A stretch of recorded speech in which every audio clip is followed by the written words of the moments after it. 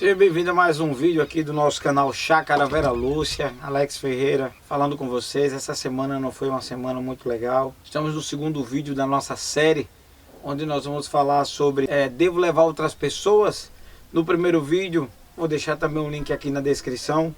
No primeiro vídeo da nossa série, nós falamos sobre os primeiros passos.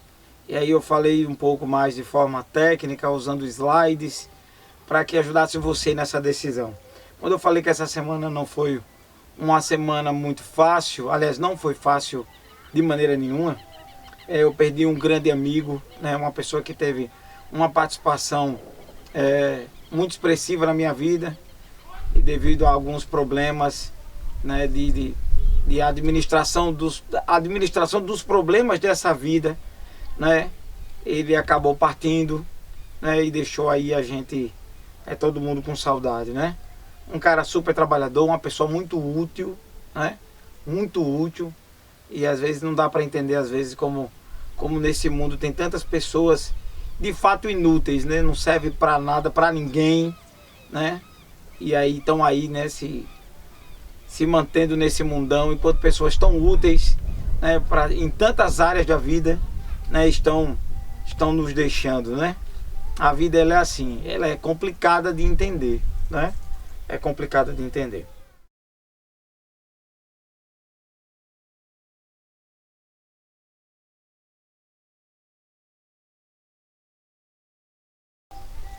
Você já ouviu falar sobre ecovilas? Ecovilas é uma tendência e em vários lugares do Brasil e do mundo as pessoas têm se juntado para viver uma vida mais ecológica. É uma vila de casas de forma ecológica, por isso que o nome é ecovilas. Então junta pessoas que têm condições e com pessoas que não têm condições financeiras, pessoas que têm habilidades com pessoas que querem ter ou obter habilidades, né, nessa questão rural, nessa questão do campo. Então lá as pessoas estão buscando a sustentabilidade elétrica e hídrica, né? Sustentabilidade alimentar. Então são lugares onde as pessoas se juntam. Eu não tenho condições para ir, mas quero muito dar minha mão de obra para trabalhar.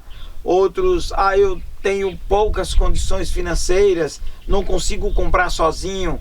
Outros têm bastante condições financeiras e querem estar perto de outras pessoas. Então é uma maneira de as pessoas se completarem em suas vontades, desejos e principalmente recursos. São as ecovilas.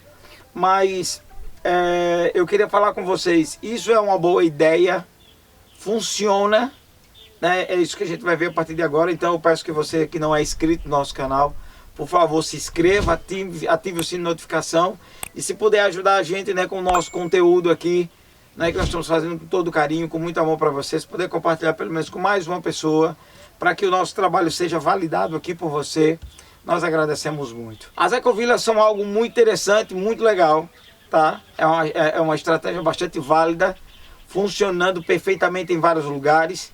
Porém, o meu objetivo em fazer esse vídeo aqui com você é alertar, é mostrar os pontos positivos, os pontos negativos, para que você tome sua decisão. É claro que a maior parte das pessoas que vão assistir esse vídeo são pessoas que estão inscritas no meu canal e têm o interesse de morar na região rural. Então eu queria falar sobre os pontos positivos primeiro, e logo depois a gente entra nos pontos negativos, que eu acredito que são os pontos que você precisa ter mais atenção antes de tomar essa decisão. Os pontos positivos de se viver em uma ecovila, uma comunidade de pessoas que se juntam para viver de forma natural, é que você não precisa ter um custo financeiro sozinho. Então comprar uma terra, estruturar essa terra com a parte da moradia, a parte da agricultura, as ferramentas para que você trabalhe todos os dias, esses insumos que você vai viver dentro desse local, ele é compartilhado, tá bom? Então se eu tenho um custo para fazer determinada obra dentro da estruturação do sítio e ele custa 10 mil reais, para 10 pessoas isso daria R$1.000. Para 20 pessoas, R$500. Então você atinge, né, a sua meta, aquilo que você deseja financeiramente naquele local, você atinge com baixo investimento, não é? A parte elétrica também, você pode ter uma geração de energia, tá? E você tem um custo para gerar de forma, uma energia limpa, né? Uma energia solar, uma energia eólica. E quando você vai somar esses custos para uma única família, isso tem um valor expressivo. Isso compartilhado, isso tem um valor bastante reduzido. A mão de obra também, né? As pessoas vão trabalhar menos e produzir mais. Você vai ter uma área grande de produção e você vai dividir a tarefa entre as pessoas que vai estar com você dentro desta comunidade. Então é fantástico saber que você na prática divide funções, multiplica resultados, né? Então na questão da produção também você vai ter uma economia gigantesca. Morar em comunidade é excelente, né? Mas precisamos entender que existem alguns pontos que precisam ser levados em consideração para que não haja frustrações. Combinado assim? No quesito transporte, também as pessoas moram numa região de sítio, moram numa região isolada, elas decidiram viver em comunidade, eles custearam juntos o valor do local, as ferramentas, os insumos, o trabalho, tudo fica mais leve, né? Num lugar como esse. Um transporte também, você não precisa, todo mundo não precisa ter carro, né? E nem qualquer outro meio de transporte. Às vezes 1 ou 2 veículos já é suficiente para atender a demanda de todos, até porque o deslocamento da região onde eles se encontram até a cidade mais próxima para comprar insumos, coisas de supermercado, materiais, ferramentas, ou até vender a produção, pode ser feito por 1 ou 2 veículos, que ali é feita uma listinha de tudo que cada um precisa, e aí uma pessoa, só uma equipe vai lá e faz todas as compras. Então é fantástico, é um ideal incrível. Existem lugares que já estão funcionando? Claro que sim. Existem lugares que estão funcionando. Existem lugares em que muitas pessoas estão dando depoimento na internet das frustrações que viveram nesse local. Sim, existem também pessoas que se frustraram. E aí nós vamos entrar nos pontos negativos de se estar em lugares como esse de forma coletiva. Fica até o final do vídeo. Mas eu comecei a perceber que tinha muita gente ali brincando de casinha, sabe? Sabe aquelas pessoas assim que ama a natureza, adora a natureza, não pode viver sem a natureza, mas assim, dentro do seu apartamento, no teu vasinho de planta lá no teu apartamento. Primeiro a gente precisa entender que as pessoas que decidem viver nesses lugares foram pessoas que passaram a maior parte da sua vida nos centros urbanos. Pessoas que estavam acostumadas com o supermercado, pessoas que estavam acostumadas, não sei se desfocou aqui que eu estou um pouquinho longe, mas acho que não.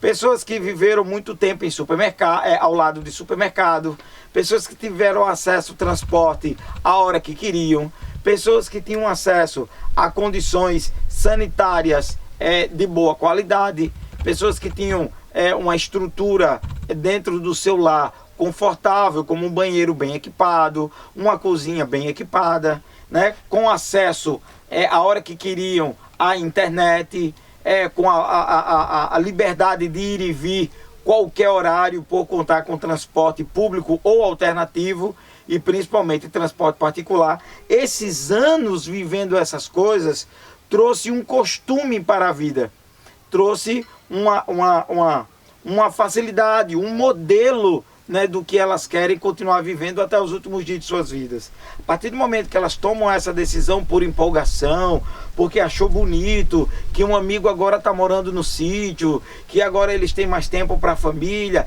que é o que todos querem, né? Ter uma vida mais tranquila, viver em paz e desfrutar mais da natureza, tendo tempo para si mesmo, para leitura, para comunhão com Deus, eles acabam que não entendendo que dentro de um sistema de ecovila existe um padrão de vida a ser construído, um a ser desfeito e o outro a ser construído. Então as pessoas, elas não estão acostumadas com hierarquia ou atividades que demandem, que venham da parte de um líder. E morar num lugar como esse é de extrema necessidade que exista um líder, alguém que aponte as atividades, né, a metodologia, né? E as pessoas, nós estamos vivendo em uma era em que as pessoas se tornaram mestres. Depois da popularização da internet, em que qualquer pessoa pode criar um perfil numa determinada rede social e se tornar uma autoridade, depois desse momento que a gente está vivendo, as pessoas passaram agora a querer protagonizar mais as suas vidas. E ir para um lugar como esse exige renúncia. Então, geralmente, tem um líder e ele tem uma visão. E essa visão, muitas das vezes, não é aceita ou compactuada pelas pessoas que estão no lugar. Tá? Então, um ponto negativo de se estar em Ecovilas é que, ao mudar o estilo de vida, o líder e as pessoas que estão administrando aquele lugar vai colocar alguns pontos que eles acreditam, claro, com a opinião de todos, que seja o melhor para a vida em comunidade. E você vai ter pessoas com temperamentos fortes, você vai ter pessoas que não vai querer viver um padrão diferente do que tem na cidade, acha que dá para fazer algumas adaptações, e aí você tem problemas de horário para acordar, né, horário para fazer um recolhimento, você tem dificuldades em que um ou outro vai interpretar que está trabalhando mais do que o outro. Então a gente começa a ter problemas de convivência, que a gente sabe que é como família, né? Família tá lá, demora para vir visitar a gente, o primeiro dia é incrível, o segundo dia é incrível, mas o terceiro dia em diante, a gente que estava no local começa a manifestar o interesse de que as rotinas que foram já pré-estabelecidas, elas continuem. Aí o outro não quer e começa aquele problema, tá? Existem outras dificuldades? Existem outras dificuldades, não é? Em lugares assim, onde várias pessoas se juntam, a gente tem dificuldade para quem tem filhos menores, e aí alguém fala alguma coisa com o filho da pessoa, que acha que não era para estar fazendo daquele jeito, ou o menino está abusando, ou brigou com o filho do outro, e aí pais, quando mexem com seus filhos, acabam adotando um comportamento que antes não era visto, entendeu? Isso vai gerando um clima difícil. Aí começam, alguém cochicha de um lado, alguém cochicha do outro, e aí começa aquelas dificuldades.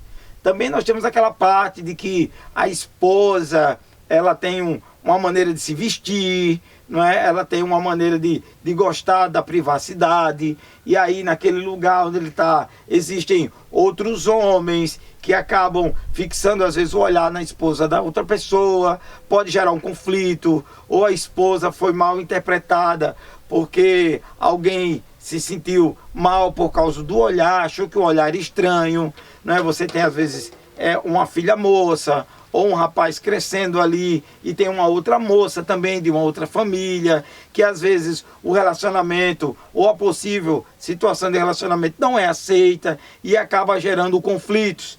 Pessoas que querem ser atendidas no horário que querem. Então é muito complicado. Eu não estou dizendo que aqueles que têm a oportunidade e queiram viver isso não façam, não é isso. Estou dizendo que você precisa ter um cuidado na hora de decidir, né, se juntar a outras pessoas para viver em comunidade, em região de sítio, tá bom? É aconselhado que, se você vai investir algum valor, tá, na aquisição de um local, de uma ferramenta ou material, é importante que haja um contrato, que mostre lá nesse contrato, né, que esteja bem específica, cláusulas que falem sobre a não adaptação, como é feito o ressarcimento, porque nós temos algo muito mais valioso do que o dinheiro, né, dentro desses investimentos, que é o tempo. Às vezes você passou 3, 4, 6 meses, 1 ano, e aquilo não adaptou bem para a sua vida, e agora você precisa sair, e esse tempo que foi investido dentro desse lugar, como você recupera ele, né, e também as questões financeiras, como isso é deixado bem claro. Então é importante viver em comunidade.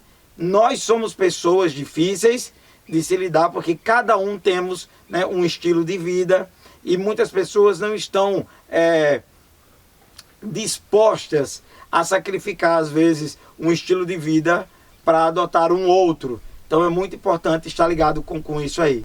No começo eu imaginei assim também, em adquirir um lugar onde eu pudesse levar outras pessoas, para que juntos a gente pudesse ter uma atividade que beneficiasse a todos, né?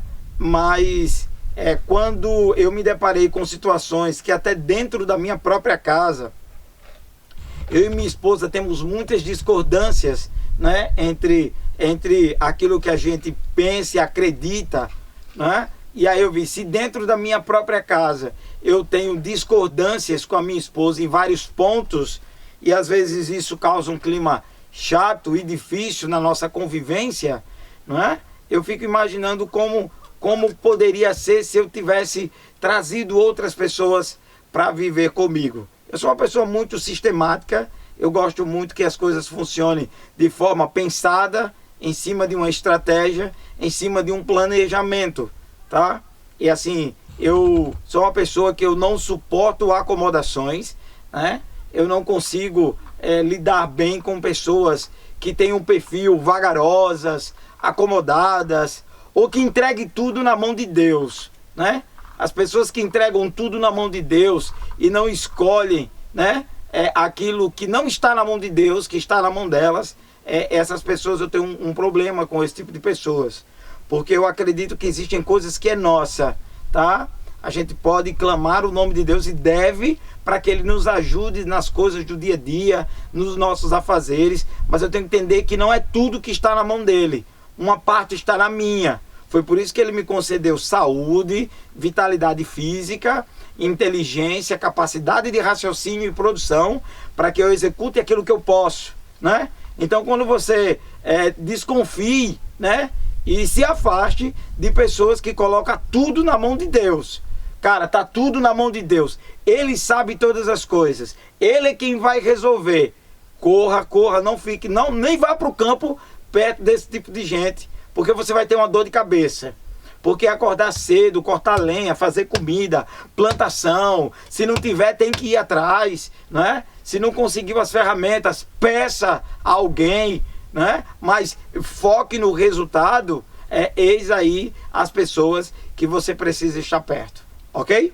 Então, o meu conselho se você pode fazer uma aquisição, se dá para fazer uma aquisição sozinho, tá? E você faça. Se você acredita que dá para fazer isso com outras pessoas, priorize as pessoas da sua família. Detalhe, as pessoas da sua família que também compactuam com esse mesmo pensamento seu, tá? Divida atribuições, entre em acordo antes de começar. Comece a analisar os possíveis cenários, né? Já que eu vou estar com uma parte da minha família nesse lugar. Em que condições alguém pode desistir? Essas condições. Como será o ressarcimento? Dessa forma, todos precisam estar conscientes. Não faça absolutamente nada por sentimentalismo e verbal, ok? E se afaste de todo e qualquer tipo de pessoa que não assume para si a responsabilidade e joga tudo nas mãos de Deus. Tá bom assim? Eu vou ficando por aqui, agradecendo você por ter assistido esse conteúdo. Se você não assistiu o primeiro episódio, eu vou deixar aqui o link aqui, né, os primeiros passos. E o próximo vídeo nós vamos tratar sobre finanças e nós vamos falar sobre como adquirir, né, como fazer a receita necessária, o dinheiro necessário para que a gente atinja o nosso objetivo, que é viver no campo. De antemão, eu vou dizendo para você que esqueça essa ideia de fazendas e hectares. Você só precisa de um pequeno trato de terra numa região rural, um lugar onde você possa cultivar o seu próprio alimento. Que Deus te abençoe. Até a próxima.